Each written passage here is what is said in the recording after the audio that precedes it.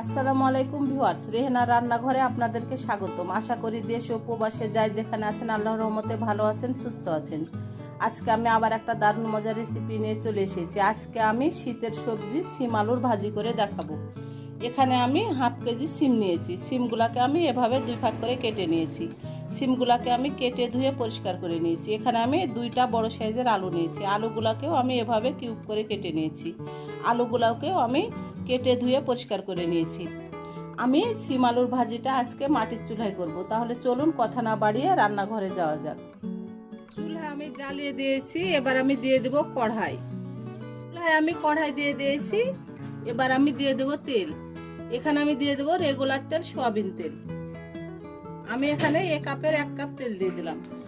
আমি দিয়ে দেব পেঁয়াজ কুচি আর মরিচ কুচি। এখানে আপনার 10-12টা মরিচ কুচি আছে আর 2টা পেঁয়াজ কুচি আছে, আমি দিয়ে দিলাম। এবার আমি পেঁয়াজ আর মরিচটাকে হালকা ব্রাউন করে নেব। পেঁয়াজ আর মরিচটাকে আমি হালকা করে ভেজে নিয়ে আমি ফিরে আসছি।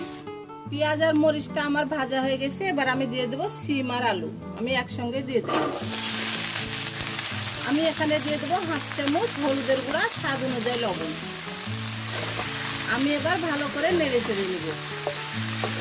ভালো করে আমি নেড়ে চেড়ে দিয়েছি। এবার আমি ঢাকনা দিয়ে ঢেকে আমি 5 মিনিট রান্না করে নেব। 5 মিনিট পরে আমি ফিরে আসছি। 5 মিনিট পরে আমি ঢাকনাটা উঠিয়ে নেব। আমার রেসিপিগুলো যদি ভালো লাগে তাহলে আমার ভিডিওগুলো দেখার অনুরোধ রইল। যদি ফেসবুক থেকে দেখেন তাহলে অবশ্যই একটা ফলো দিয়ে দেন। ইউটিউব থেকে দেখলে একটা সাবস্ক্রাইব করার অনুরোধ রইল।